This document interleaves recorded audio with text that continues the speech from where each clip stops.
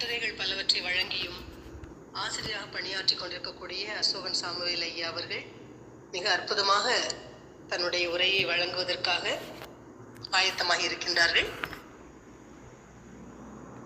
இன்றைய நிகழ்ச்சிக்கு இந்த 38வது ஆய்வரங்கிற்கு வருகை புரிந்திருக்கக்கூடிய ராஜபாளையம் முத்தமிழ் சங்கத்தின் செயலாளராக முழுவதற்கு காரணமாக இந்த சங்கம் சிறப்பான ஒரு முறையில் நடைபெறுவதற்கு, சங்கம் சிறப்பான ஒரு முறையில் தன்னுடைய ஆய்வுகளை நடத்துவதற்கு மிக உறுதுணையாக இருக்கக்கூடிய செல்வனையா அவர்கள், திருக்குறள் செல்வனையா அவர்கள் மற்றும் பானுமதி ராமகிருஷ்ணன் அவர்கள், அறிவன் பெண்தீர்ப்பான் ஐயா அவர்கள், தாய்மை அமைப்பின் ஜெயலட்சுமி அம்மா அவர்கள் என்று பலரும் கலந்து கொண்டிருக்கின்றார்கள். இனியும் வர இருக்கக்கூடிய கலந்து கொள்ள இருக்கக்கூடிய இன்றைய நிகழ்ச்சிக்கு வருகை புரிய இருக்கக்கூடிய சார்ந்தவர்கள் பலரையும் அன்புடன் வரவேற்று மகிழ்கின்றேன். நம்முடைய கோவிந்தம்மாள் ஜோதிடராஜன் அம்மா அவர்கள் இப்பொழுது இந்த நிகழ்ச்சிக்கு தலைமை உரை வழங்கும்படியாக அன்போடு பணிவன்போடு கேட்டுக்கொள்கின்றேன். வாருங்கள் அம்மா, உங்களுடைய தலைப்புகளை பாருங்கள். மிக்க நன்றி அம்மா. ராஜபாளையம் முத்தமிழ் சங்கத்தின் இந்த அரங்கத்திலே மிகச் சிறப்பான நிகழ்ச்சிகள் நடந்து முத்தமிழையும் வளர்த்து கொண்டிருக்கின்றன. அந்த வகையிலே இன்றைய உரையாற்றுவதற்காக வருகை தந்திருக்கக்கூடிய திருக்குறள் அசோகன் சாமுவேல் ஐயா அவர்களையும் மற்றும் இந்த அரங்கத்தை தமிழ்பணியாக்க வேண்டும் என்ற துவங்கி செம்மையாக நடந்து கொண்டிருக்கக்கூடிய கருத்துத்தி ஜெகதீசன் அம்மா அவர்களையும் மற்றும் இத்தகைய நற்பணிகளுக்கு உதவுவதற்கென்றே வாய்த்தவர் போல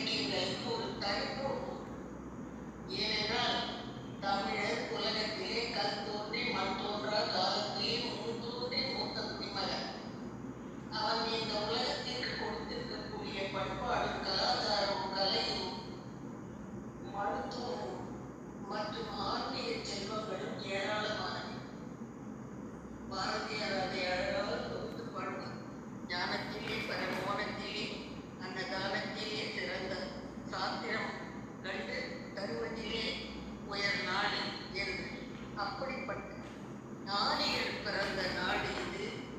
இங்கே இலக்கிய கர்த்தாக்கள் பலர், புதுமையான பல இலக்கியங்கள் இங்கு இருப்பதை போன்ற அளவுக்கு உயர்ந்த ஒரு அமைப்பும் பண்பாட்டு நிலையை வெளிப்படுத்தக்கூடியவையாகவும் சிறந்த செய்தி பதிவுகளாகவும் இருக்கக்கூடிய இலக்கியங்கள் மற்ற மொழிகளிலே மிக மிக குறைவு. அத்தகைய ஒரு இலக்கிய பண்பாட்டுகளை பற்றி தமிழர்களுடைய அறம், வீரம், மானம், புகழ், விருந்தோம்பல், காதல், நட்பு, மனிதாபிமானம் என உணவு, உடை என தனித்தனி தலைப்புகளிலே பேசக்கூடிய வாய்ப்புடைய இந்த பரந்துபட்ட தலைப்பினை ஐயா அவர்கள் இன்று பேச முன்வந்திருக்கிறார்கள். அவருடைய உரையின் இனிமையை கேட்க நாம் அனைவரும் காத்திருக்கிறோம். எனக்கு இந்த வாய்ப்பை அளித்த ராஜபாளையம் முத்தமிழ் சங்கத்திற்கும் இதன் செயலாளர் மற்றும் நிறுவனர் இருவருக்கும் என்னுடைய நன்றியையும் வணக்கங்களையும் தெரிவித்துக் கொண்டு ஐயா அவர்களுக்கு இடம் வைத்து நான் என்னுடைய இடம் சார்கிறேன். நன்றி, வணக்கம். நன்றியம்மா. மிக சிறப்பான நினைவுகளை தமிழர் பண்பாடு என்று சொன்னோடனேயே அந்த தமிழர் பண்பாட்டுக்கான சில கூறுகளை எடுத்து சொல்லி நம்முடைய அற்புதமான அந்த கல்விமுறையை நிகழ்த்தியிருக்கின்றார்கள். அடுத்ததாக இலக்கியத்தில் தமிழர் பண்பாடு என்ற தலைப்பில் உரையாற்றுவதற்கு அசோக் சாமுவேல் ஐயா அவர்களை அன்போடு வரவேற்கின்றேன். வாருங்கள் ஐயா. வணக்கம். அனைவருக்கும் வணக்கம். ராஜபாளையம் முத்தமிழ் சங்கம் பெருமையுடன், அதுவும் சரஸ்வதி அம்மா ஆரம்பித்தும் அதற்கு துணையாக செல்வன் பள்ளி தோழர் சேர்ந்து இந்த மாதிரி ஒரு தளம் ஆரம்பிக்க வேண்டும் என்று பள்ளி தோழர் சொன்னாங்க. அப்போவே ஆரம்பித்து கொண்டு நாம் செயல்பட வேண்டும். நான் சொன்னேன், எல்லாருக்கும் கேட்குதாம்மா? செல்வன் கேட்குதா? எல்லாம் கேட்குதா? சிறப்பாக இயங்கி கொண்டு சென்று கொண்டிருக்குது. ஆர்வமாக, அதாவது வந்து சேர்ந்தாலே அதை வந்து நமக்கு தெரிந்து கொள்ள வேண்டும். பல இலக்கியங்கள், அதாவது பல்வேறு பல கலை என்று சொல்லலாம், பல்துறை என்ற அளவிற்கு இது ரொம்ப சிறப்பாக சென்று கொண்டிருக்கிறது. இன்று 38வது தொடர் ஆய்வரங்கம். என்னுடைய நண்பர்களும் வந்திருக்காங்க. என்னுடைய நண்பர்கள் பள்ளித்தோழர் தான் செல்வராஜ் அவர்கள்.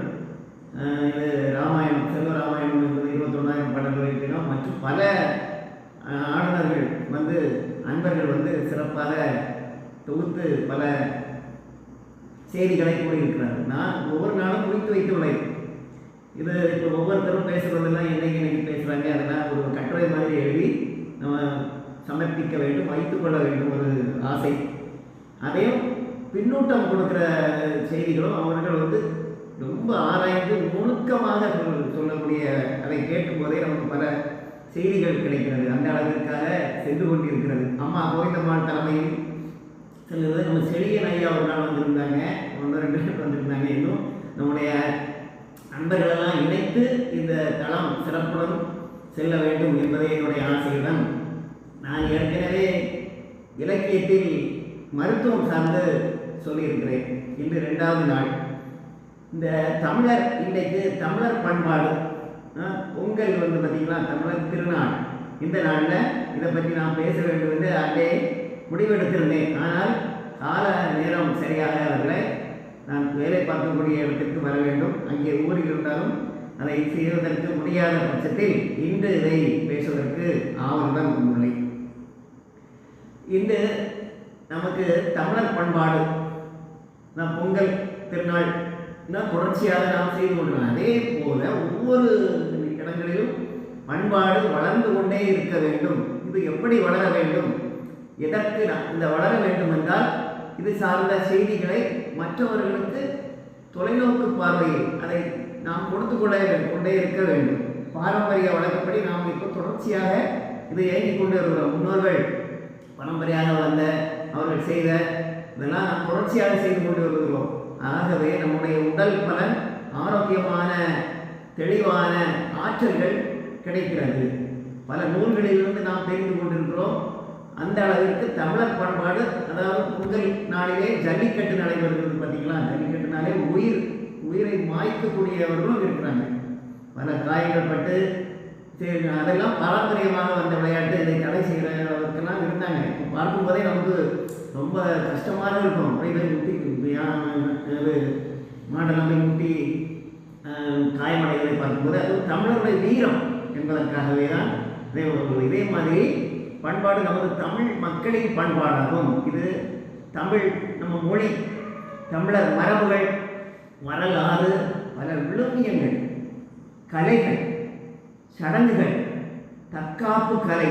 இப்போ மல்யுத்த போட்டியெல்லாம் தற்காப்பு கலையாக இருந்தது. இப்போ உங்களுக்கெல்லாம் வித்தியாசமான போட்டிகள், இவங்களுக்கெல்லாம் உரல் தூக்கி போடக்கூடிய உரல் போட்டி, மற்றபடி தற்காப்பு கலைக்கான போட்டிகள், ஓவியம், நடனம்.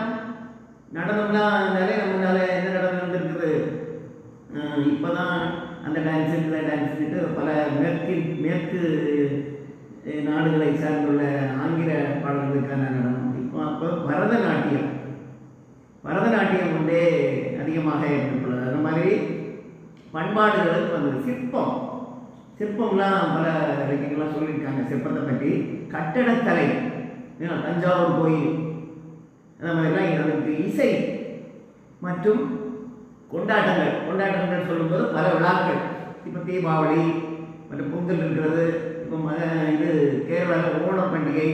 இப்படி ஒவ்வொரு நாட்டும் தமிழ்நாடு உலகத்திலேயே தமிழ் மொழி இதிலிருந்து ஆரம்பித்து எந்த ஒரு செயலாக இருந்தாலும் பண்பாடு தான், நம்முடைய கலாச்சாரங்கள் தான் நம்மை என்ன செய்கிறது, வெளியே தெரிய வந்து நம்முடைய பழக்க வழக்கங்களும் அந்த அளவிற்கு செயலாற்றி வரக்கூடிய நேரமாக திகழ்வதை நாம் பார்க்கிறோம்.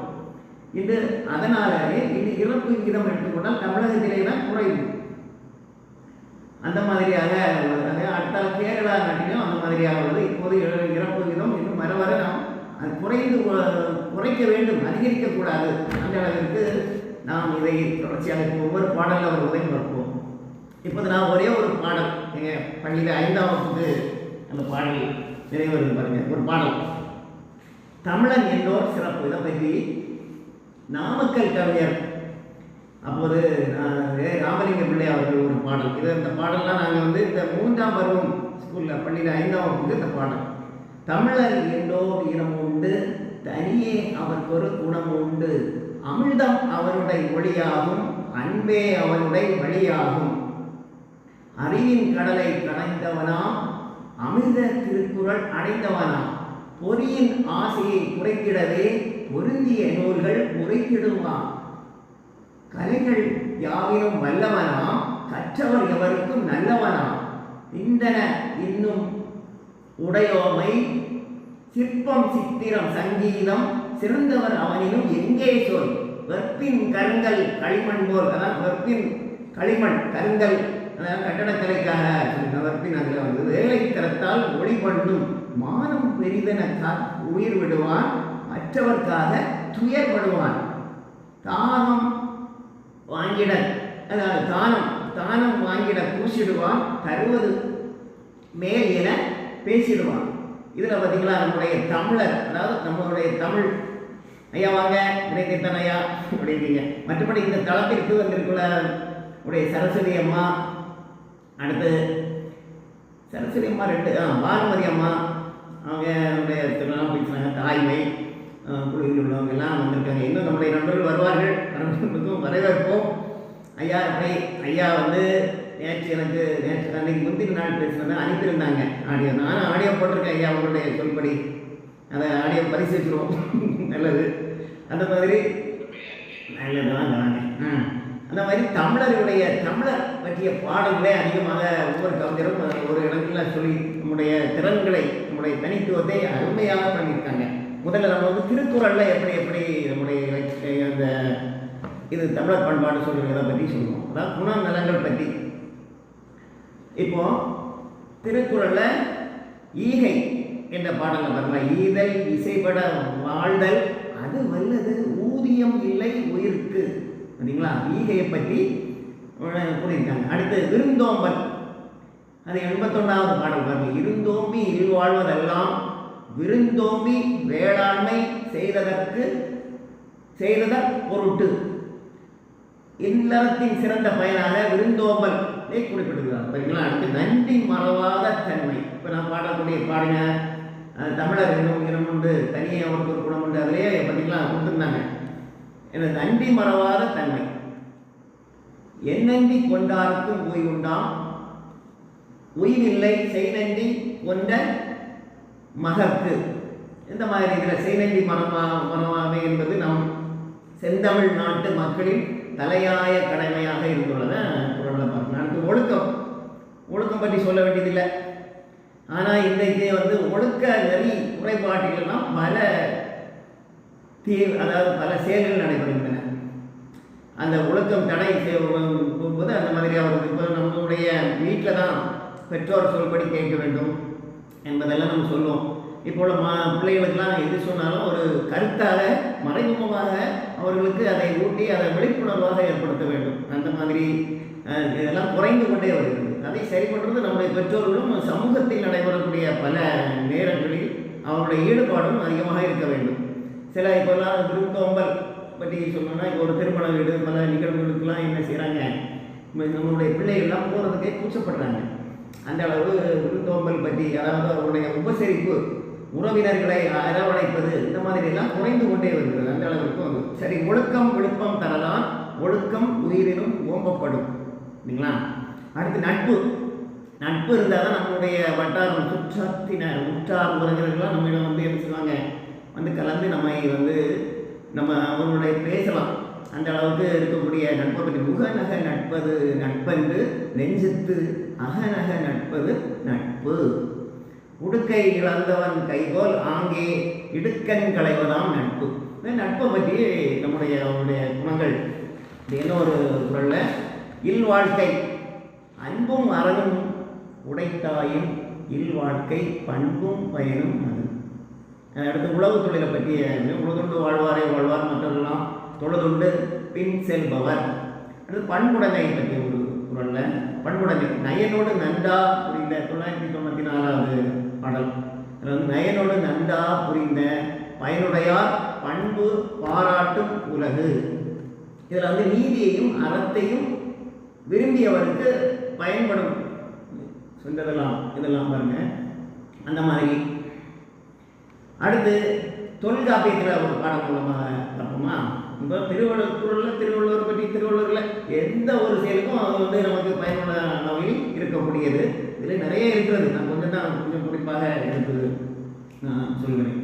அடுத்து தொல்காப்பியத்தில் தெய்வ உணவே மாமரம் புட்டரை செய்தியாடி பகுதி எடு தொகை இவ்வாறே பண்பாட்டின் கொள்கைகள், நம்முடைய பண்பாட்டின் கொள்கைகளும் லட்சியங்களும் இந்த பாடலில் கூறப்பட்டுள்ளது. மேலும் மாயோன் மேய் காடுரை உலகமும் சேயோன் மேய மைவரை உலகமும் வேந்தன் மேய தீம்புரால் உலகமும் வர்ணன் மேய பெருமணல் உலகமும் முல்லை உலகமும் வர்ணன் முல்லை குறிஞ்சி மருதம் நெய்தல். இதில் பாலை வரல, மற்ற 4 நிலங்களும் இதில் குறிப்பிட்ட அளவுக்கு இதில் உள்ளது.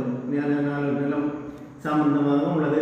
3 குறிஞ்சி, அதான் நெய்தல், முல்லை குறிஞ்சி மருதம் நெய்தல்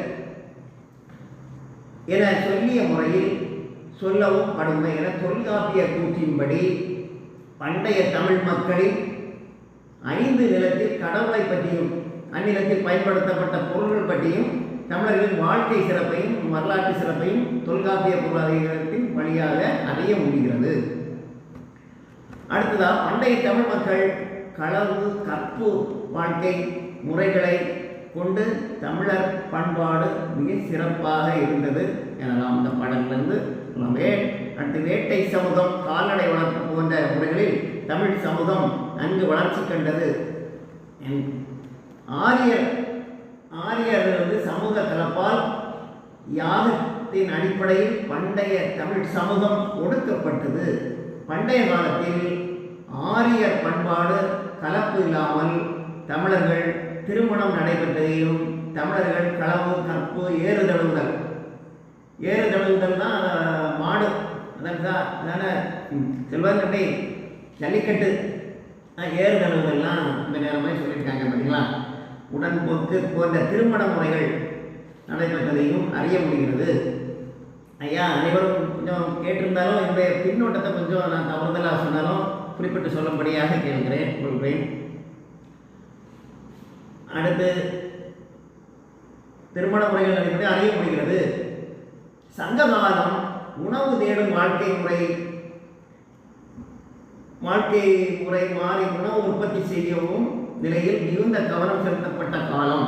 குறிஞ்சி, முல்லை, மருதம், நெய்தல் என்ற 4 வகை கிளைகளில் மருதத்தை மையமாக கொண்டு உடைமை சமுதாயத்தை அறியவும் இந்த பாடல்கள் சுட்டி காட்டுகின்றன. அடுத்து இதில் பார்க்கலாம். இந்த புறத்திணை பாடல்களில் வீரம், தமிழர்களுடைய வீரம் மற்றும் போர் பற்றி சொல்வதையும் பார்க்கலாம். அறிவன் வெட்சி, கரந்தை, வஞ்சி, உமிஞை, தும்பை போன்ற திணைகள் போரின் பல்வேறு நிலைகளையும் வீர மரணத்தையும் போர்க்கள காட்சிகளையும் விவரிக்கின்றன. இதிலிருந்து வீரத்தை முதன்மையாக கொண்டிருக்கிறது என்பதை தெரிந்து கொள்ளலாம். அடுத்து இதில் ஒரு பாடல். தும்பைத்தானே நெய்தலது புறனே மைந்து பொருளாக வந்த வேந்தனை சென்றுதலை அளிக்கும் சிறப்பியற்றென்ப. அடுத்த இதில் அறம் மற்றும் நீதி பற்றியும் பாடல்களோடு கொடுத்துருக்காங்க. மன்னரின் கடமைகள், அறப்பண்புகள், நீதி வழங்கும் முறைகள் போன்றவர்களும் கொடுத்துருக்காங்க. இதில் ஒரு பாடாண்டினை பாடல் உடையை பற்றி கொடுத்துருக்கதை பார்ப்போம். பாடான் மகுதி கைக்கிளை புறனே நாடும் காலை 4 உடைத்தே. இதில் கொடையில் மன்னர்கள், வள்ளல்கள், புலவர்கள் ஆகியோர்களின் கொடைத்திறன் மற்றும் ஈகை பற்றி குறிப்பிடப்பட்டுள்ளதை சொல்லலாம். அடுத்து பொருள் சார் பண்பாடு. பொருள் சார் பண்பாடுனா பொருட்களாக எப்படி பயன்படுத்துகிறத பற்றியும், நெல், உப்பு போன்ற உணவுப் பொருட்கள், பருத்தி நூல் நூற்றல், யவனவர்களிடமிருந்து மது அருந்துதல் போன்ற அன்றாட பொருட்கள், வணிகம் குறித்த தகவல்களும் காணப்படுகின்றன. சுருக்கமாக புறத்திணை பாடல்கள் தமிழர்களின் வீரம், கொடை, அறம் சார்ந்த பொது வாழ்வு, சமூக அமைப்பு, அரச தர்மம் போன்றவைகளை வெளிப்படுத்துகிறது. அடுத்ததாக நம்ம இதில் ஒரு பாடல் பார்க்கலாம். இதுனா கலித்தொகை. கலித்தொகையில் ஆற்றுதல் என்பது ஒன்று. அளந்தவர்க்கு உதவுதல், போற்றுதல், புணர்ந்தாரை பரியாமை பண்பனப்படுவது, பாடறிந்து ஒழுகுதல். இப்பாடலில் ஆற்றுதல், போற்றுதல், அன்பு, அறிவு, செறிவு, நிறைவு முறை போன்றவைகளுக்கு விளக்கம் கொடுக்கப்பட்டுள்ளது. இவ்வாறாக இது நாம் பண்பாடு என்னும் சொல்லால் குறிப்பிடும் துறைகளை நம் முன்னோர் பண்பு, பண்புடைமை, சால்பு, சான்றாண்மை முதலிய சொற்களை குறித்துள்ளனர். இன்சொல் வெவ்வேறு இடங்களில் வேறு சில பண்பாட்டு தொடர்புடைய பொருட்களை குறித்தாலும் பல இடங்களில் தமிழர் பண்பாட்டையே கருதுகிறது. கலித்தொகையில் பண்பனப்படுவது, பாடறிந்து ஒழுகுவது என்றும் சொல்லப்படுகிறது. இது வள்ளுவத்தில் பண்புடையார் பட்டுண்டு உலகம் என்றும் வருவதையெல்லாம் காணலாம். இவ்வாறு தமிழர் பண்பாடு கால அளவில் சிறிது மாறி வளர்ந்துள்ளது. ஆனால் அதனுடைய அடிப்படை கொள்கைகள் இத்துணை நூற்றாண்டுகளாகவும் மாற்றமடையாமல் வந்து கொண்டிருக்கிறது. பார்த்தீங்களா, சமய சமூக கொள்கைகள் தமிழ்நாட்டில் எப்படிலாம் இருக்குன்னா, புத்த சமணம் ஐரோப்பியர்லாம் முன்னால் பல கலாச்சாரங்கள்லாம் புகுத்திருக்காங்க. ஆனால் தமிழ்நாடு தொடர்பால் ஒரு சில மாற்றங்கள் ஏற்படும். நம்முடைய பண்பாட்டை அடிப்படையாக கொண்டே நாகரிகம்லாம் வளர்ந்திருக்கிறது. இப்போது இங்கே ஒரு பார்க்கணும். தொல்காப்பியத்தில் நம்ம மாயோன் அதெல்லாம் பாடலாம் பார்த்தோம். அடுத்ததாக நம்முடைய இறை வழிபாடு இதெல்லாம் எப்படி எப்படி வருகிறது அந்த மாதிரிலாம் பார்ப்போம். இறை வழிபாட்டில் பண்டைய தமிழ் மக்களின் வாழ்க்கையில் கடவுள் நம்பிக்கை நிறைந்திருக்கின்றன. இயற்கையில் இயந்த மக்கள் வாழ்க்கையில் துன்பங்கள், சிக்கல்கள் போன்ற போராட்டங்கள் நிறைந்த போது அதிலிருந்து தன்னை காத்துக் கொள்வதற்காக இறைவனை வழிபடத் தொடங்கினர். அந்த காலத்திலலாம் அப்படிதான் பயம், ஒரு பயத்திலெல்லாம் ஆண்டவன் கடவுளெல்லாம் வைத்து சொல்லும்போது தன்னால் விரும்பப்பட்ட தலைவனையே தனக்கு வாழ்க்கை துணையாக அளிக்க வேண்டும் என்று தன் குல முதற் கடவுளாம் குமரனை நன்னீரும் நறுமலரும் கொண்டு வழிபட்டார். மலைவாழ் மங்கை ஒருத்தி என்பதனை குன்றக்குறவன், அதாவது இதில் ஒரு பாடம் பண்ணுவோம், எண்ணிய காரியம் நிறைவேறிய பின் தெய்வ பூஜை செய்து கொற்றவை வழிபாட்டு தெய்வ கடன் பிடிப்பதெல்லாம் அந்த காலத்தில் வச்சிருக்காங்க. விடர் முகை எடுக்கத்து விரற் கெழுக கழிக்கும் கடனும் ஊனாம் கைதூல் யாவாம் என்ற பாடல் உணர்த்துகிறது. அடுத்ததாக உணவு பண்பாடும் விருந்தோம்பலும் பற்றியும் சில கொடுத்துருக்காங்க. உணவு வரையறை பற்றி, இப்படி உணவு எப்படியெல்லாம் பண்பாடு என்பது வாழ்வின் வழிமுறையாகும். நாம் உண்ணும் உணவு, உடுத்தும் உடை, பேசும் மொழி, வழிபடும் தெய்வம் ஆகிய இவை அனைத்தும் பண்பாட்டுக்கு முக்கியத்துவம் வைக்கிறது. இதில் தமிழர்களின் சங்க கால தமிழர்களின் வாழ்வு பற்றி கொடுக்கலாம் பார்க்கலாம். சங்ககால மக்களின் வாழ்வியல் அடையாளங்கள், அவர்கள் கை கொண்ட உணவு பழக்கம், உயர்ந்த உண்ணுதல் போன்றதெல்லாம் அதில் கொடுத்துருக்கிறதெல்லாம் பார்க்கலாம். மற்றும் உணவு வரையறையை பற்றி சொல்லியிருக்காங்க. அப்போதை ஊன் உணவு போன்ற சொற்களின் வேர் சொல் உள் என்பதாகவும் உட்கொள்ளுதல் என்ற சொல்லிலிருந்து பிறந்ததாக ஆய்வறிஞர்கள் கூறியுள்ளனர். மனித குலத்தின் உணவு தொடர்பான தேடலை அவர்களது பண்பாட்டு வளர்ச்சிக்கு வழிவகுத்தது.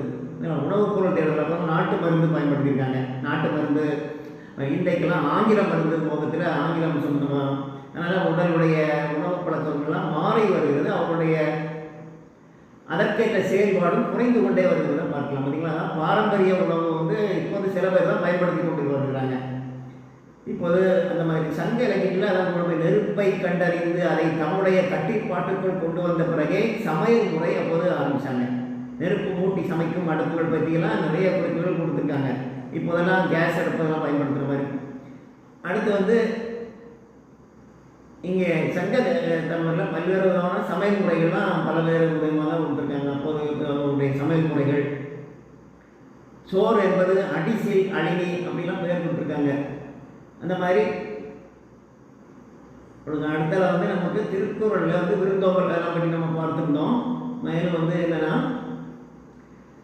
சமூகம் பற்றிய விழிப்புணர்வுக்காக ஒரு 2 வார்த்தைகளுக்காக பின்னால் ஒவ்வொருத்தருடைய இதையும் சரி ஏட்டிலக்கியங்கள் இலக்கிய வழி சூழல்களால், அதாவது சமுதாய மாற்றத்திலாம் அப்போது ஒவ்வொரு இலக்கியங்களையும் கொடுத்துருக்கக்கூடியதெல்லாம் பார்க்கலாம்.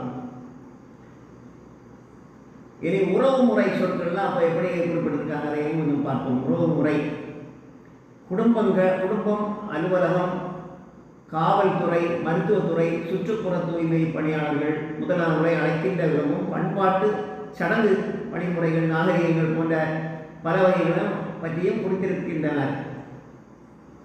உலகிலே முதன்மை நூலான தொல்காப்பியர் சொல்லதிகாரத்திலேயே உறவு முறைகளை பற்றி 277 கூறப்பட்டிருக்காங்க. உறவு முறை கணவனை கூறப்பட்டுள்ள கணவனை குறிக்கவும், மனைவியை குறிப்பிடவும், அண்ணன் தம்பி, இந்த மாதிரி உறவு முறைக்கு அக்கா தங்கைக்கு நுங்கை, நுவை, இந்த மாதிரிலாம் பேர் சொல்லியிருக்காங்க. மகனை குறிக்க புதல்வன், மகன், சிறான், சிறுவர், செல்வன், செம்மல், மைந்தர், சேய், பெயரன், இளையோர், மகான், இந்த மாதிரி உறவு பெயர்களெல்லாம் அந்த காலத்திலே ஆரம்பிச்சிருக்காங்க. இது மாதிரி மகள் என்னும் பெயரே பெண், தலைவி, விரலி, தோழி எனவும் இணையோன் என்று குறிக்கப்பட்டிருக்காங்க. சமுதாய பண்பாடு கலையில் வரலாறு பற்றி ஒரு வார்த்தை சொல்கிறேன். இப்போ சங்ககால தமிழ் சமுதாயம் உயரிய வழிபாட்டினை கொண்டிருந்தது. நடைமுறை பழக்க வழக்கங்கள், வாழ்க்கை முறை, நாகரிகம், நோக்கம், எண்ணம் ஆகியவற்றெல்லாம் கொடுத்துருக்கிறதெல்லாம் பண்டைய தமிழரின் புகழ் மறைவினை பற்றி கடவுள் வாய்ந்த இனம் பெருவழுதி என்றும் பாண்டிய மன்னன் குறிப்பிட்டிருக்கிறார். இனம், மக்களின் இனம், வழக்காறு, பண்பாடு, கலை, வரலாறு, உள்ளத்து உணர்ச்சிகளான கலை இயல்பு வெளிப்பாடுகள் முதலியவற்றை சிறப்பாக எடுத்துரைக்கின்றன. இந்திரக்குரிய அமிழ்தம் கிடைத்தாலும் சுயநலம் கருதி அதனை தாமே உண்ணார். புகழ் வருகின்றது எனின் தம் உயிரையும் கொடுப்பர். பழி வரும் எனில் இந்த உலகமே பரிசாக கிடைப்பதனாலும் அதனை பெற்றுக்கொள்ள மாட்டார்கள். அப்படி தமிழர்களுடைய பண்பாடு. இதில் ஒரு பதிவுகளாக ஒரு 2 பதிவுகள் சொல்கிறேன். இப்போது தமிழர்களின் வரலாற்று பதிவு பண்பாட்டு மரபாகவே விளங்குகின்றன. இப்போதெல்லாம் அரிக்கமேடு, கீழடி முதலான தொல்லியல் சான்றுகள் வரையிலும் இப்போதை நம்ம பார்க்கலாம். பண்பாட்டிற்கான காட்சி, அதுக்கு இப்போது சாட்சிக்காக பல பயன்படுத்தக்கூடிய பொருட்களெல்லாம் பார்க்கலாம். அதாவது வாழ்க்கையில் அவர்கள் பயன்படுத்தியதெல்லாம் இப்போது அவருடைய பண்பாட்டு பதிவுகளில் இப்போ நம்ம கண்டலாம். அவருடைய கட்டடக்கலை, பல்லவர் கால கலை, அழகியல் சிந்தனைகள் முதலானவைகளும் மக்களின் பண்பாடுகளை காணப்படுகின்றன. வணிக செயல்பாடுகள், தமிழகம் தந்த குடமுழுவம் முதலான கற்சிலைகளும் மதில் அரண்களும் எங்கள் ஏரியா பக்கத்தில், கன்னியாகுமரி பக்கத்தில் ஒரே ஒரு நினைவு செல்வன். இப்போ நம்ம வட்டக்கோட்டையில் ஒரு இடம் எங்கள் ஏரியா பக்கம், அது கடற்கரை இருக்கலாம். கன்னியாகுமரி கடற்கரை பக்கத்துலேருந்து அப்படியே ஒரு 4 கிலோமீட்டர் அப்படியே வடக்கு பக்கம் கடற்கரையை ஒட்டியே நடந்து வரலாம். அந்த மாதிரி நடந்து வந்தால் வட்டமாக சென்று ஒரு கோட்டை கட்டியிருப்பாங்க. ராஜா காலத்தில் போது அங்கே பீரங்கி பயன்படுத்தியிருக்காங்க.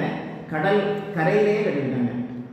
அப்போது அந்த கட்டடத்தை பார்த்தீங்கன்னா இப்போவும் அது கடல் அலை, பாதி இடம் கடல் அலை தான் அடித்து கொண்டே இருக்கும். ஆனாலும் அது எதுவுமே அது மாறலை. இந்த மாதிரி ஒரு அழகு சிறப்பாக படிப்பாங்க. குளங்கள்லாம் அப்படி கட்டிப்பாங்க பார்த்தீங்களா. அப்போது அதாவது தமிழர் பண்பாடு அதில் எடுத்துக்கலாம். சிற்பங்கள்லாம் பார்த்தீங்கன்னாலே தெரியும் தமிழர் பண்பாடு எப்படி செயல்பட்டுள்ளது. அதற்காக அவங்க அதாவது சிற்பங்கள் வரைந்து அதில் கல்வெட்டுகள் இதெல்லாம் எழுத்துக்கள்லாம் பார்க்கலாம். எங்கள் ஊர் பக்கத்தில் இன்னொரு இடம் இருப்பாங்க, அகத்தியர். எங்கள் ஊர் பேர் அகஸ்தீஸ்வரம். அகத்தியர்னு ஒரு கோயில் இருக்குது. அதை அகத்தியர் சென்றதினால் அகத்தியீஸ்வரம் என்று மருவி அங்கே பல கல்வெட்டுலாம் காணப்படுது. ஒவ்வொரு காலத்தில் உள்ள எழுத்துக்கள்லாம் கொடுத்துருக்காங்க. நான் இனி ஊருக்கு போகும்போது அந்த நேரத்தில் அங்கே அந்த கல்வெட்டை நான் ஃபோட்டோ எடுத்து நம்ம குழுவிலே பதிக்கின்றேன். அந்த மாதிரி கட்டிடக்கலை மற்றும் வணிக செயல்பாடுகள், அதெல்லாம் மதில் அரண்கள், அப்போது உள்ள அரண்கள்லாம் பார்க்கலாம். பழைய படங்கள்லாம் காட்டுவாங்க பார்த்தீங்களா, வரலாற்று படங்கள், ராஜராஜ சோழன், அதே மாதிரி பூம்புகார் படங்கள், இப்படிலாம் அதெல்லாம் மதில் சுவர் அரண்கள் தமிழர் பண்பாடுகளின் உன்னத நிலையை இவையெல்லாம் காட்டுகின்றன. ஒரு நாட்டு மரபின் சகல வியூகங்களையும் அழிக்க நினைப்பவர்கள் முதலே நூலகங்களை அழித்ததை பற்றியும் பல வரலாற்று பாடங்களிலும் படித்திருக்கிறோம். நூலகங்கள்லாம் தயார் செய்திருக்கிறாங்க. அந்த மாதிரி அதெல்லாம் இருக்கிறது. அந்த அளவுக்கு இப்போ சிறுபஞ்ச மூலத்திலேருந்து ஒரு கருத்துக்கள் கொடுத்துருவேன். சிறுபஞ்ச மூலம் இதில் என்ன பண்ணேன்னா, அதில் ஒரு பாடல், திருவாக்கு தேய்வதையும் என் ஞாண்டு தேற்ற வழிபாடு செய்வதே பெண்டில் சிறப்பு என்ற இந்த அடியில் இந்த பாடலெல்லாம் மூலம் மக்கள் தங்கள் வீட்டில் கடவுளை வழிபட்டதை சிறுபஞ்ச பாடல் மூலமாக அடைய முடியும். செல்வத்தை கொடுக்கின்ற திருமகள் தாமரை மலரில் வாழ்கின்ற தன்மையினை கூறும் பாடலாக உள்ளது. இன்னொரு பாடல், பூத்திருவேயாயும் தன்வரை தாழ்த்தல் அறிவு. திருப்பஞ்சமூலத்தில் 43வது பாடலில் இன்னும் முப்பாடல் எழுதிகள் அமைந்துள்ளது. இதனில் தன்னிடம் சேருகின்ற செல்வங்களெல்லாம் காரணம் திருமகள் என்பதை உறுதி செய்யும் விதமாக 4 மணிக்கடிகையில் ஒரு பாடல், நில்லனவும் நில்லா உயிரனைத்தும் நல்லார் உடம்படினும் தானே பெருகும் கெடும் பொழுதில் கண்டனவும் காணா கெடும் என்ற 4 மணிக்குடைய பாடலில் கொடுத்துருக்காங்க. இனி உணவர் பண்பாடு, நம்ம தமிழர் உணவு பண்பாடு பற்றி நான் ஒரு பாடல் கொடுக்குறேன். உணவு செயல்படுவது நிலத்தோடு நீரை புறநானூர்கள் கொடுக்குற சங்ககால மக்கள் இதனை மிக நுட்பமாக ஒரு சமூகத்தின் உணவு முறையும் பண்பாடும் அவர்கள் இருக்கும் இடமான நிலத்தை கையகப்படுத்தியே அந்த இடத்தை கையகப்படுத்தி தான் அமைந்திருக்கிறாங்க. உணவு எனப்படும் நிலத்தோடு நீரை புறநானூர்கள் 18வது பாடலில் அவங்களுடைய உணவு முறையும் பண்பாடும் இருக்கிறத பார்க்கலாம். இவ்வாறாக நம்ம நேரம் சேர்க்கலாமா? சரி வாங்க. 9:07:43 என்ன டைம்? 10 நிமிஷம். இதில் வந்து தமிழர் பண்பாடு பலவித மாற்றத்திற்கு உட்பட்டிருந்தாலும் இன்றும் எந்த விதமான மாற்றத்திற்கும் இசையாமல் நிற்பதில் உணவு பண்பாடு தான் முக்கியமானது. ஒவ்வொரு பார்க்கலாம். உணவு பண்பாடு, நாட்டு மருந்து பற்றிய இதெல்லாம் நான் ஏற்கனவே கடந்த முறை பேசும்போது மருத்துவ குறிப்பில் ஒரு நாட்டு மருத்துவெல்லாம் நாட்டு முறையெல்லாம் கொடுத்துருந்தேன். இப்போ அறிவன் ஐயா வந்து நான் அதெல்லாம் விரல் அசைவில் வச்சுருப்பாங்க இதை நாட்டு மருந்துலாம். இனி அகநானூற்றில் வந்து ஒரு இது சொல்லுவோம். அகநானூற்றில்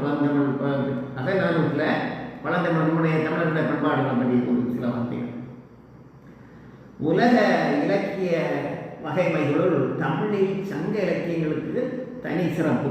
தமிழர்களின் பண்பாடு, கலாச்சாரம், மனித மாண்பு ஆகியவற்றை எடுத்துரைக்கும் ஒரு வரலாற்று கருவூலமாக பல சங்க இலக்கியங்கள் திகழ்கின்றன. அதில் வந்து சங்ககால அரசர்களின் வரலாறு, சங்ககால மக்களின் வரலாறு, சங்ககால புலவர்களின் வரலாறு முதலான செய்திகள்லாம் கொடுத்திருக்கிறது விரிவாக கையாளப்பட்டுள்ளன.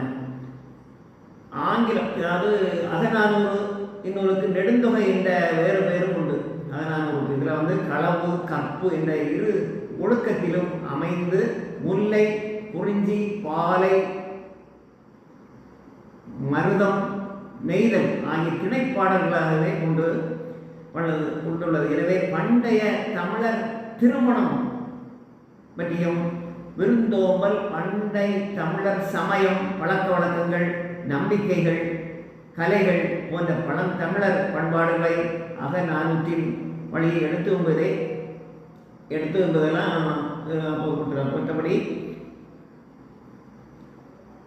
இதில் கொடுத்துருக்கதெல்லாம் பார்க்கலாம். இதில் வந்து ஒரு பாடல் செல்வத்து பயிரை ஈதல், புறநானூறு 189. இதில் ஈதல் பண்பு பற்றியும் கொடுத்துருக்காங்க. தலைவன் பொருள் தேடுவதற்காக தலைவியை விட்டு பிரிந்து சென்றான்.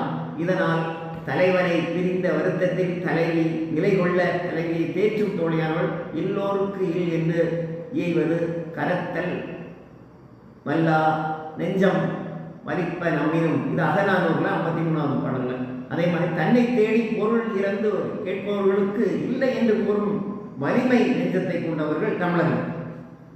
ஈதலே ஒருவரின் கடமையாகும் என்பதை நினைவில் கொண்டுதான் இதில் வந்து தலைவர் பிரிந்துள்ளன. ஆதலால் வருவான் வருந்தாதே என்பதை பற்றி இதில் கொடுத்துருக்காங்க. அந்த மாதிரி இதில் விருந்தோம்பல் பற்றிய செய்திகள்லாம் கொடுத்துருக்கெல்லாம் பார்க்கணும். இனி வீரம் பற்றி ஏற்கனவே நான் வீரம் பற்றி பெருந்துணை அதெல்லாம் சொல்லியிருந்தேன். வீரம் என்பது அவர்களுடைய வீரத்தை பற்றி கொடுக்கறதெல்லாம் பழந்தமிழ் இலக்கியங்களில் வீரத்திற்கு இலக்கணம் வகுத்துள்ளன. தொல்காப்பியம், புறப்பொருள், வெண்பாமாலை முதலிய நூல்கள் வெற்றி முதல் பாடான் வரையிலான திணைகள் போர் குறித்த செய்திகளை அரசன், தனி மனிதன், புலவன், மகளிர், குழந்தைகள் என வீரத்தின் விளைநிலைகளை திணை வாயிலாக வெளியிடுவதெல்லாம் பார்க்கலாம். போர் தோன்ற காரணம் யாது என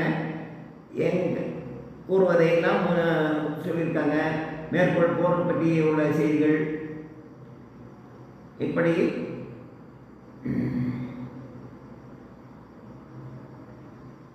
இனி தொழில் ஒரு 2-3 வார்த்தை தொழில்கள் எப்படியெல்லாம் வந்திருக்கேன் பார்க்கலாமா? பண்பாடு பற்றிய வரையறைகள் இருக்குது. அதில் வந்து தொழில்கள் மக்கள் வந்து அப்போது சங்ககால மக்கள் தட்டுப்புட்டு சாமான்களையும் வண்டிகளையும் தேர்களையும் செய்திருக்காங்க. பார்த்தீங்களா? அப்போது அந்த காலத்துலலாம் இருந்திருக்காங்க. பொருட்களை ஏற்றி செல்வதற்காக தென்னிய கால்களையுடைய வண்டிகள், சிறார்கள் ஓட்டி விளையாடும் நடைவண்டிகள் ஆகிய பொருட்களை செய்து தந்துள்ளனர். வணிகத்தை மேம்படுத்த தமிழர்கள் உலகு நிறந்த உருக்கெழு வங்கத்தையும் பல்வேறு உருவங்களையும் படகுகளையும் செய்துள்ளனர் என்பதை சிலம்பு வாயிலாக அறியலாம். சிலப்பதிகாரத்தில் எல்லாம் இவர்கள் அரசர்கள் பயன்படுத்திய கட்டில்கள் அப்போதெல்லாம் பார்த்தீங்கன்னா எங்கள் ஏரியா பக்கத்தில் நாகர்கோயிலிருந்து தக்கலை வழிக்கு போகும்போது அது பக்கத்தில் பத்மநாபபுரம் அரண்மனை என்று ஒரு அரண்மனை இருக்கிறது. ஒருத்தர் வரும்போதெல்லாம் பார்க்கலாம். அங்கே அது பக்கம்தான் மாத்தூர் தொட்டில்பாலம், திருப்பரப்பு, இந்த அருகெல்லாம் இது பத்மநாபபுரம் கோட்டையிலலாம் அரசர் பயன்படுத்திய கட்டில்கள் அவர்கள் பயன்படுத்திய கழிவறைகள், போர் ஆயுதங்கள், இந்த மாதிரியெல்லாம் அவங்க நினைவாக வச்சுருக்காங்க. இதை அப்படியே பார்க்கும்போது மாணவர்களெல்லாம் கூட்டிகிட்டு சொல்லுவோம், அம்மா பேச போகிறீங்களா? போயிட்ட படமா? நீங்கள் பேசுகிறது ரெடியாக அதை பார்க்கலாம். நாங்கள்லாம் மாணவர்களை எங்கள் ஏரியாவிலேருந்து மாணவர்களெல்லாம் கூட்டிகிட்டு போய் காட்டுறோம்.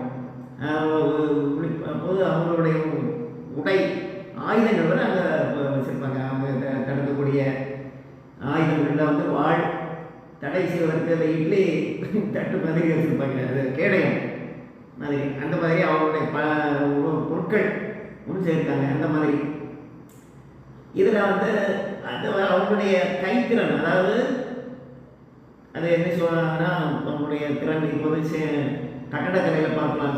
சிற்பங்கள் வடிவமைப்பதிலும் உலோகம், அவங்க உலோகத்தினால ஒவ்வொரு பொருளையும் பண்ணியிருப்பாங்க. தமிழர்கள் வந்து உலோக தொழில் மிகவும் மேம்பட்டிருந்தனர் என்பதை கண்டுபிடிக்கலாம். இரும்பெல்லாம் செய்யக்கூடிய கொல்லர்கள் இருக்காங்க. பொன் செய்யும் கொல்லர்கள் தனித்தனியே அப்போ பேசப்பட்டிருக்காங்க. கொல்லு தொழில் செய்வாங்க, இந்த மாதிரி பேசுகிறாங்க. போர் நிறைந்த அந்த காலத்தில் வாழும் மேலும் பிற கருவிகளும் செய்ய எண்ணற்ற கொல்லர்கள் அப்போது இருந்திருக்காங்க.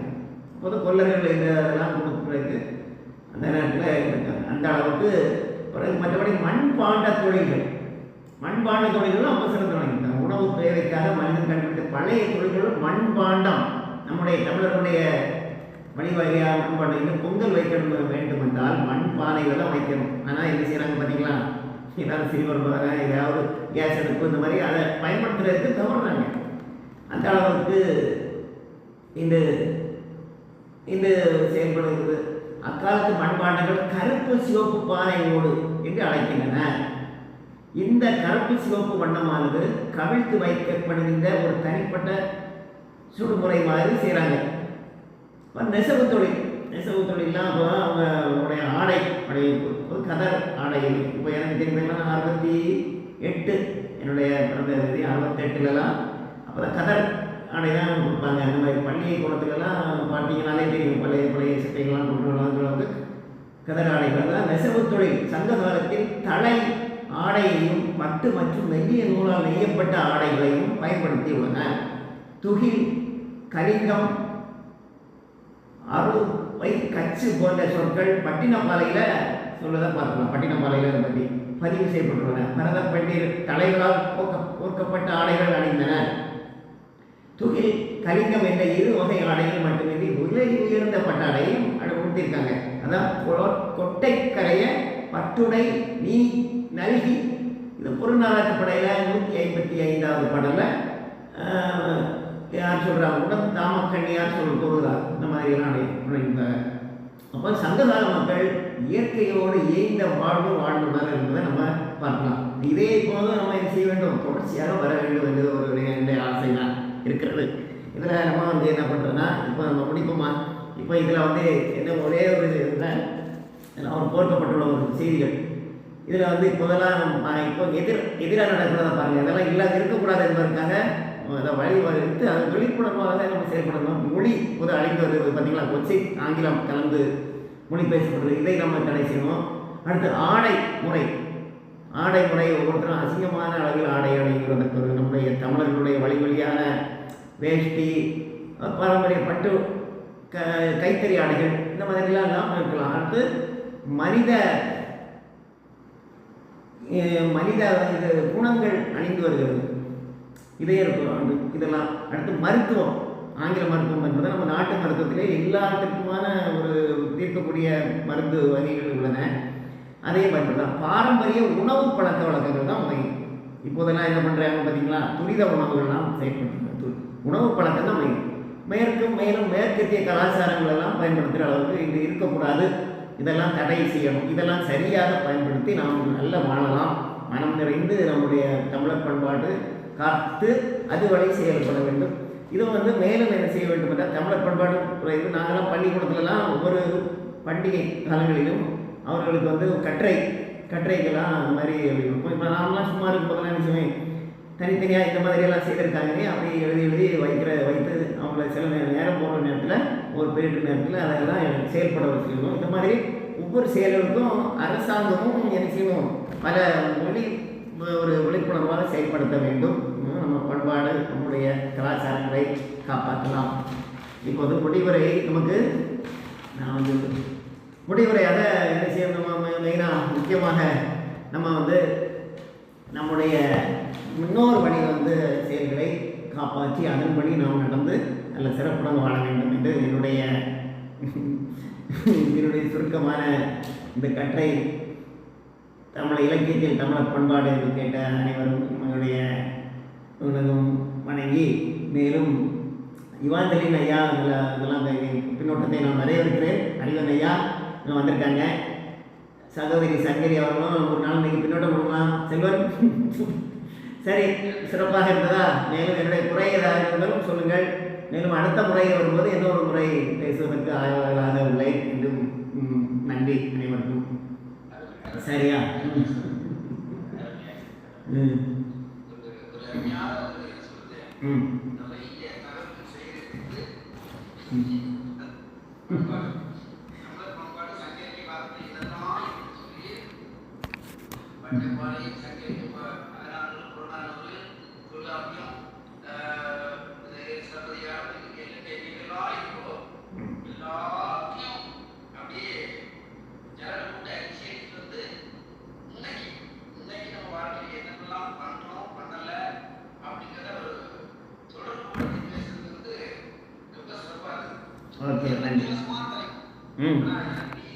பேசும்போது இந்த தலைப்பில் நீங்க என்ன பேசுவீங்கன்னு எனக்கு தெரியல.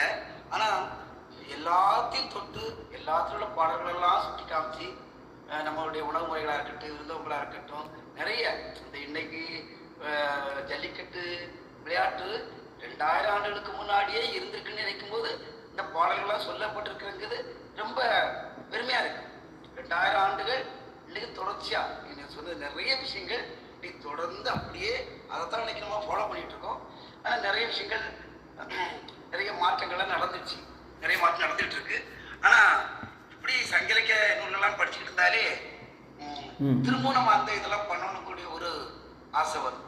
இதை மாதிரி ஒவ்வொரு தளங்கள்ல எல்லாம் எடுத்து நான் இன்னும் நல்ல ப்ரிப்பேர் பண்ணி இதை இன்னும் சிறப்பாக கொடுக்கணும்னு நான் சொல்லிட்டு கேட்டுக்கிறேன். இன்னைக்கு மிக அவருடைய ஆய்வு மிகவும் சிறப்பாக இருந்தது, வித்தியாசமா இருந்தது. அப்படியே அந்த காலத்தை இன்னைக்கு அப்படியே கொண்டு ஞாபகப்படுத்துற மாதிரி இருந்தது. சிறப்பு சகர் அருமை. ஓகே ஓகே, நன்றி நன்றி. அடுத்தாக பின்னோட்டம் தர மனோகர் ஐயா அவர்களை அன்புடன் அழைக்கிறேன். ஐயா வாங்க ஐயா. ஐயா சரிங்க ஐயா, சரிங்க ஐயா. சரிங்க ஐயா, நன்றி. நான் அடுத்த பின்னோட்டம் தர கோவிந்தமலம்மா அவர்களை அன்புடன் அழைக்கிறேன். அம்மா வாங்கம்மா. நன்றி ஐயா. இன்றைய நம்முடைய அசோகன் ஐயா அவர்களுடைய உரை ஒரு பரந்துபட்ட ஆழ்ந்த உரையாக இருந்தது. மிகவும் சிரமப்பட்டு ஒவ்வொரு செய்தியையும் விடாமல் தொகுத்து இலக்கியங்களில் அந்த அருமையானது ஒரு சொற்பொழிவை இன்று வழங்கி இருக்கிறார். அதாவது அதனுடைய முன்னுரை போல இன்று மேடையிலே பேசக்கூடிய அனைவரும் தமிழர் என்று ஒரு இனம் உண்டு, தனியே அவருக்கு ஒரு குணம் உண்டு என்பதை அந்த தொடரை மட்டும் பயன்படுத்துவார்கள். ஆனால் அந்த நாமக்கல் கவிஞருடைய பாடல் முழுமையையும் சொன்னால் அது ஒன்றே போதும் தமிழர்களுடைய பண்பாட்டு பட்டியலை நமக்கு விளக்குவதற்கு. அதை ஒரு முன்னுரை போல அசோகன் ஐயா அவர்கள் முதலிலே சொல்லிவிட்டு அந்த பட்டியலில் இருக்கக்கூடிய ஒவ்வொன்றாக எடுத்து திருக்குறளோடு சங்க இலக்கியங்கள் 10 பாட்டு 8 தொகை 14 கணக்கு மற்றும் சிலம்பு எல்லாவற்றோடும் தொடர்பு படுத்தி அதிலே இருக்கக்கூடிய செய்திகளை கலித்தொகை வரையில், அதே போல கலித்தொகையில் கூட பண்பெனப்படுவது பாடறிந்துள்ளது என்று எல்லோரும் பேச்சிலே பயன்படுத்துவார்கள். அந்த பாடலுக்குள் என்ன செய்தி இருக்கிறது என்பது பேச்சாளர்கள் அனைவருக்கும் தெரியுமா என்பது ஐயப்பாடு. அந்த வகையிலே இந்த தமிழர்களுடைய பண்பாடு என்பது காதல், வீரம். அந்த காதலுக்கும் வீரத்துக்கும் ஒரே அடிப்படையாக ஐயா அவர்கள் ஏறு தழுவுதலை சொன்னார். ஏறு தழுவிய காளையை அடக்கி அதன் மீது ஏறக்கூடிய ஒரு காளையைத்தான் கன்னியர்கள் மணக்கக்கூடிய கட்டாய வழக்கம் அந்த காலத்திலே இருந்தது.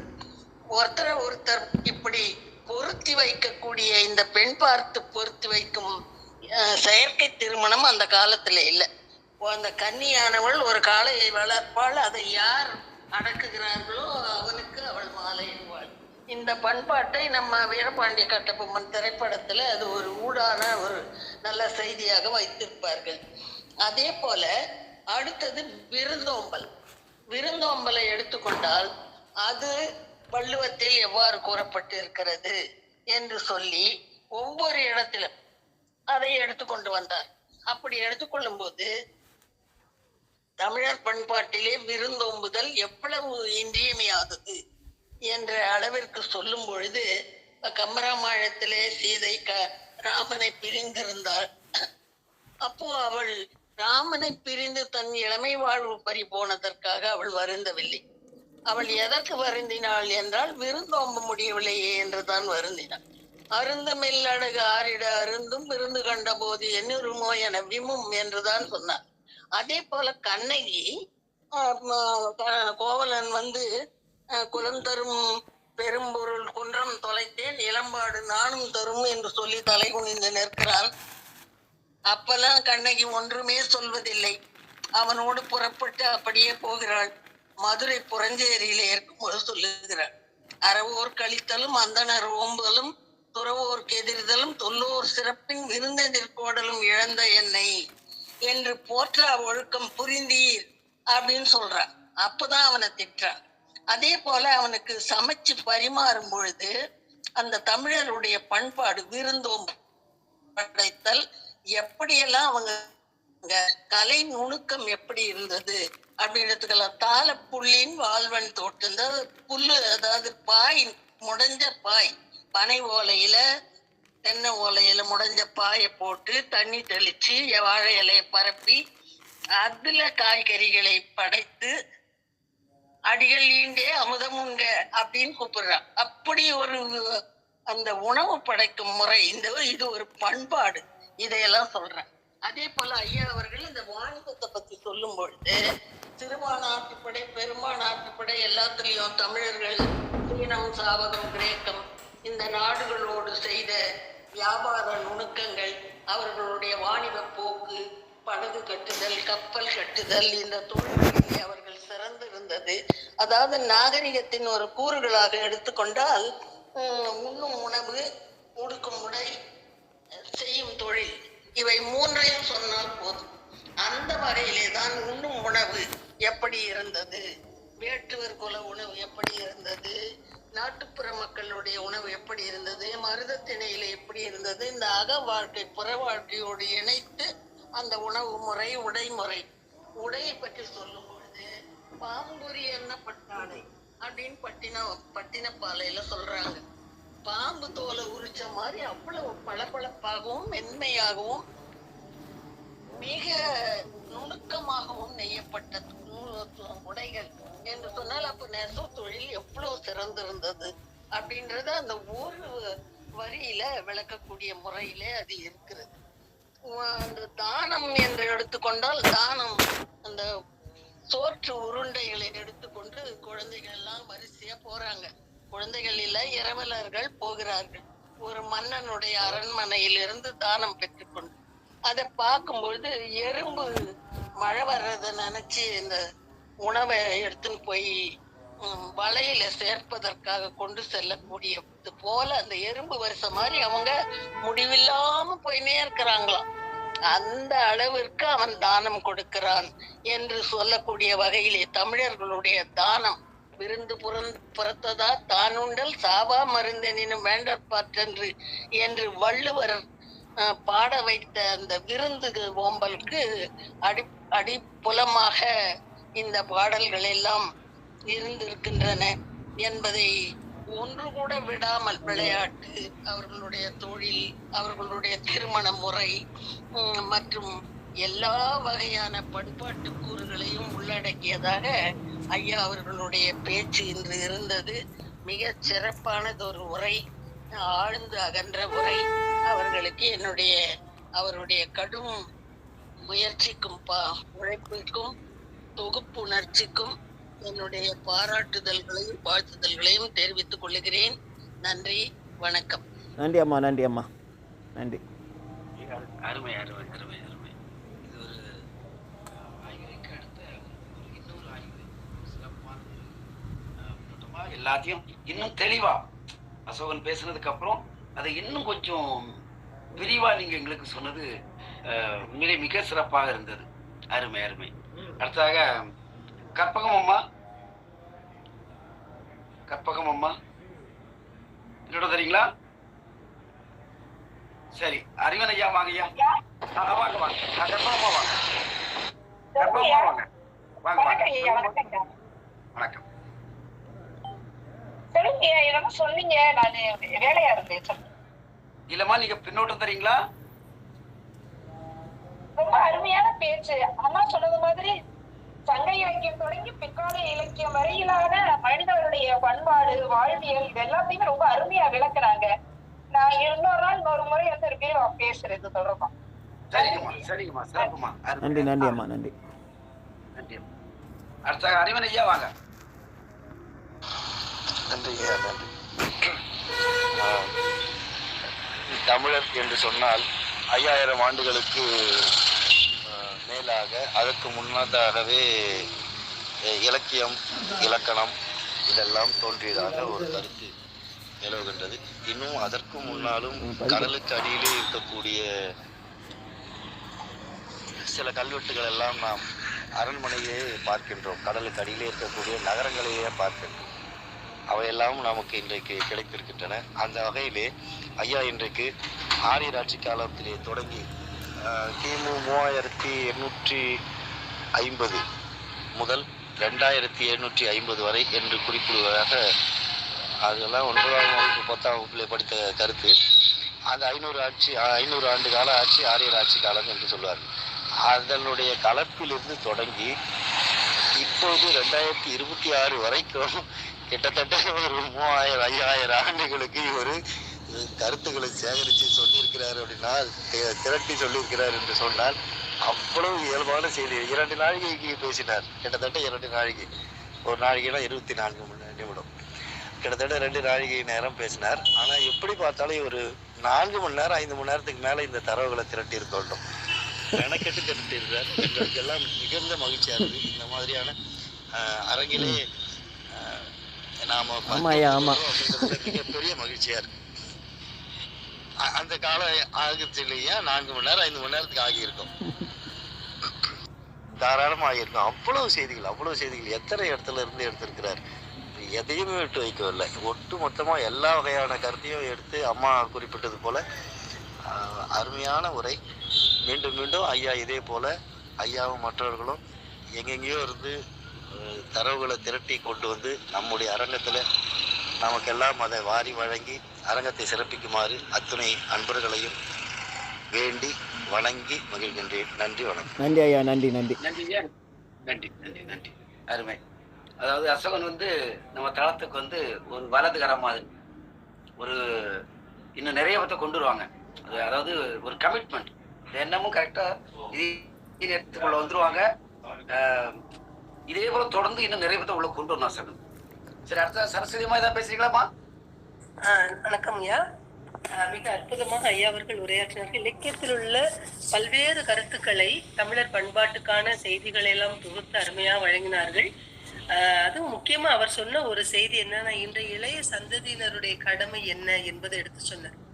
ஏன்னா நம்முடைய தொன்மையான பண்பாடுகள் ஒன்றாக இருக்கக்கூடிய முக்கியமான சில பண்பாடு இன்றைய சந்ததிக்கு கடத்த வேண்டியது இளைய சந்ததியினருக்குரிய ஒரு தலையாய கடமை என்பதை எடுத்து சொல்லுகின்ற பொழுது, அது முக்கியமா அவர்கள் ஆடை உடுத்துவதும் சரி, விருந்தோம்பலிலும் சரி,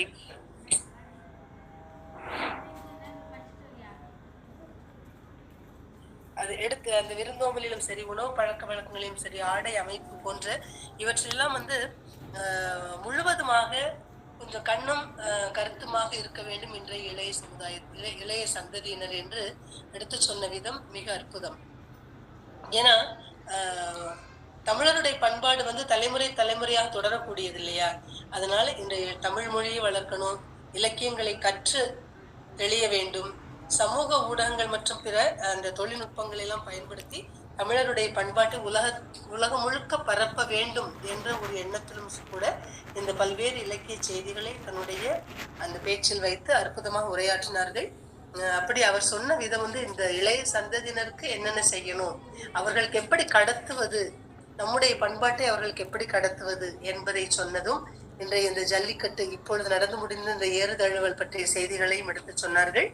அவர் சொன்ன விதம் வந்து ரொம்ப எளிமையான முறையில் எல்லோருக்கும் புரியக்கூடிய விதத்துல பல்வேறு கருத்துக்களை, பல்வேறு சான்றுகளை அதாவது 17 மேல்கணக்கு 17 கீழ்கணக்கு 50 காப்பியங்களிலிருந்து சிலப்பதிகாரம் என்று பல்வேறு இலக்கியத்தினின்றும் சான்றுகள் எல்லாம் எடுத்து சொல்லி புரிய வைக்க முயன்றார்.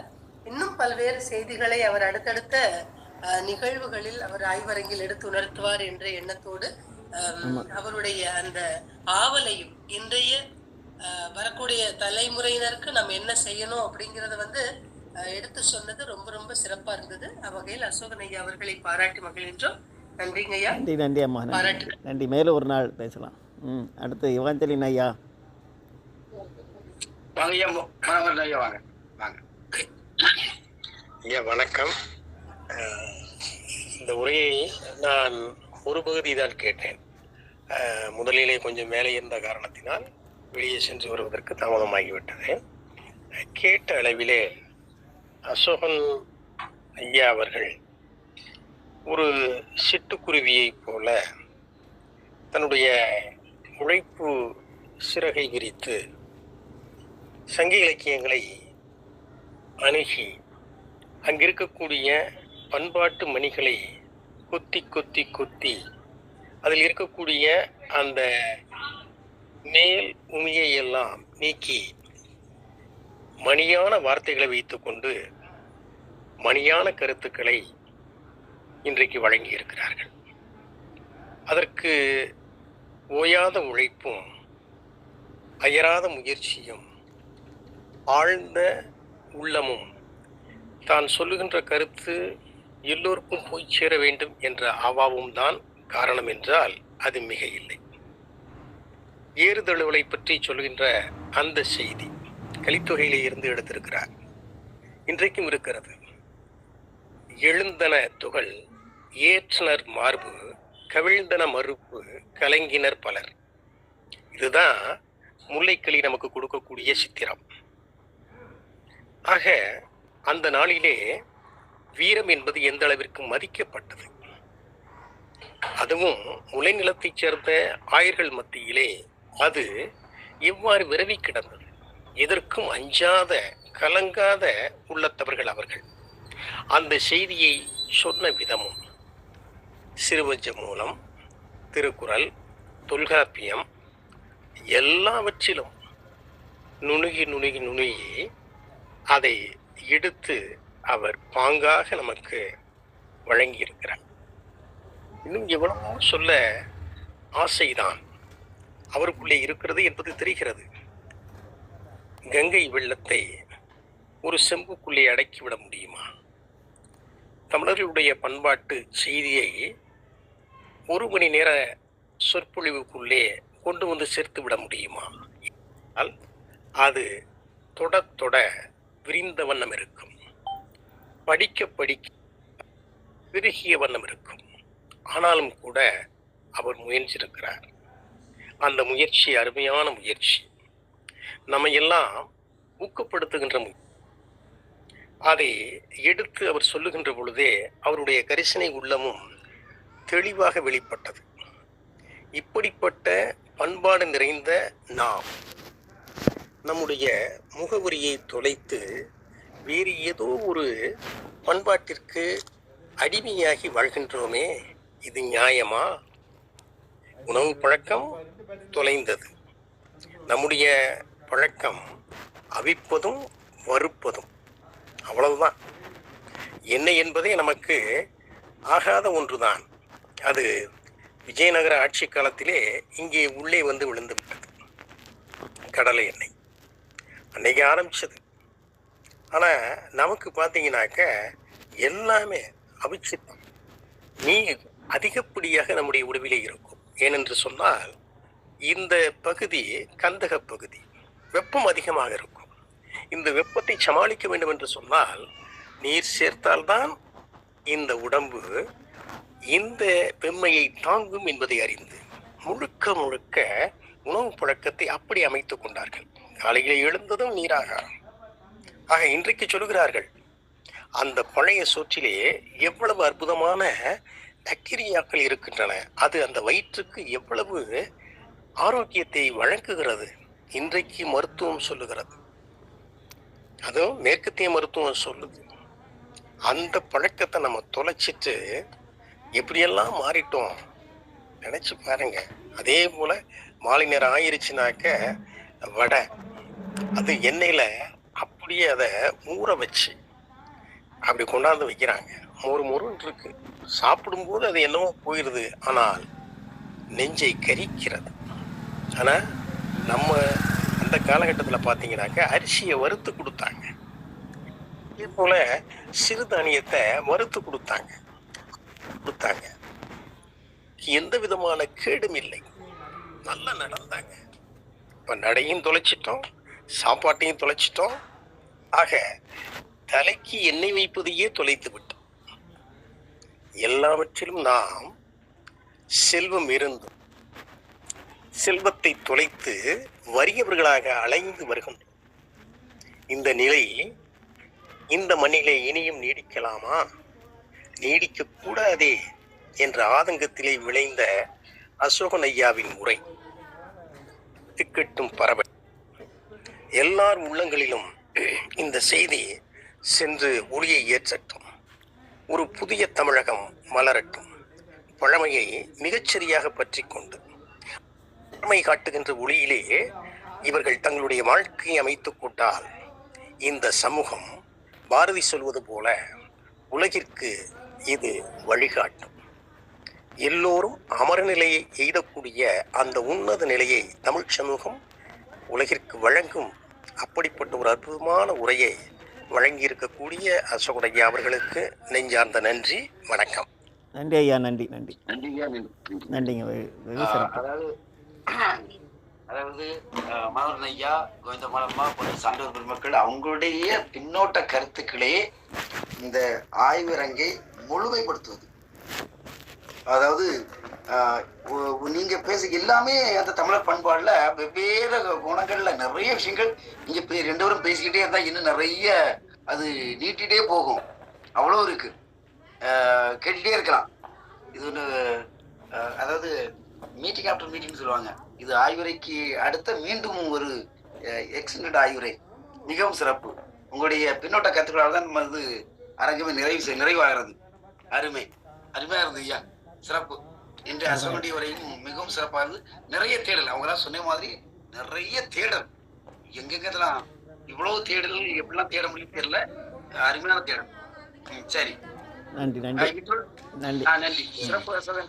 ஓகே, இத்துடன் இந்த அரங்கம் நிறைவேறுகிறது. ஐயா ஒரு குறிப்பு சொல்லி ஆகணும் ஐயா. சொல்லுங்கம்மா. குறுக்கீட்டுக்கு பொறுத்தாலும் ஐயா, ஐயாவுடைய உரையில பார்க்கும்போது அந்த உரை, அந்த தேடல் இதெல்லாம் ஒரு பக்கம் இருந்தாலும் இந்த தமிழன் என்ற உணர்வு உள்ளார்ந்து அது மேலோங்கி இருக்கிறத பார்க்க முடியுது. அந்த தமிழ் மொழி, தமிழன், அந்த குருதியில் ஓடக்கூடிய தமிழ் ஓட்டம் ஐயாவுடைய உரையிலேயே அது கலந்து இருந்தது, அதை பார்க்க முடியுது. அந்த உணர்வு இருக்கிற வரைக்கும் தமிழ் எத்தனை மொழி கலப்பு வந்தாலும் தமிழ் தனியாக தான் இருக்கும். நன்றிங்க, நன்றி நன்றி நன்றி நன்றி. அசோகன் வந்து ஒரு இயல்பா பேசக்கூடியவர். ஆமா, எந்த ஒரு செயற்கையும் கிடையாது. ஆமா, ஒரு எங்க ரெண்டு தொழில் நட்பு தான். எந்த ஒரு வெளி இதுவும் கிடையாது. அப்படியே ஒரு உள் மனசோட அப்படி ஒரு நண்பர் எனக்கு அசோகன். ஓகே ஓகே, நன்றி. அது தமிழ் உணர்வு, அதனாலதான் நாமளும் ஒன்றா இணைஞ்சிருக்கிறோம்னு தோன்றுது. ஆமா ஆமா, அருமை. எங்கெங்கயோ இருக்கிறவங்களும் ஒன்றா இணையறோம் அப்படின்னா அது ஏதோ ஒரு வகையில எண்ணம் நமக்கு ஒன்றாயிரும். எப்படின்னா சின்ன வயசுல இருந்தே அசோகனோட இதெல்லாம் மகிழ்ச்சியா வச்சிருப்பான். ஒரு சந்தோஷமா அந்த இடத்தையே ரொம்ப ஒரு மகிழ்ச்சியா வச்சு விடுது அசோகனுடைய வேலை. ஓ ஆமாம், சிரிப்பு, நகைச்சுவை உணர்வு. சரி. சரி சார், நன்றி நன்றி எல்லாருக்கும். நன்றிங்க மகிழ்ச்சி. நிகழ்ச்சி நிறைவு செய்யலாம். நன்றி நன்றி.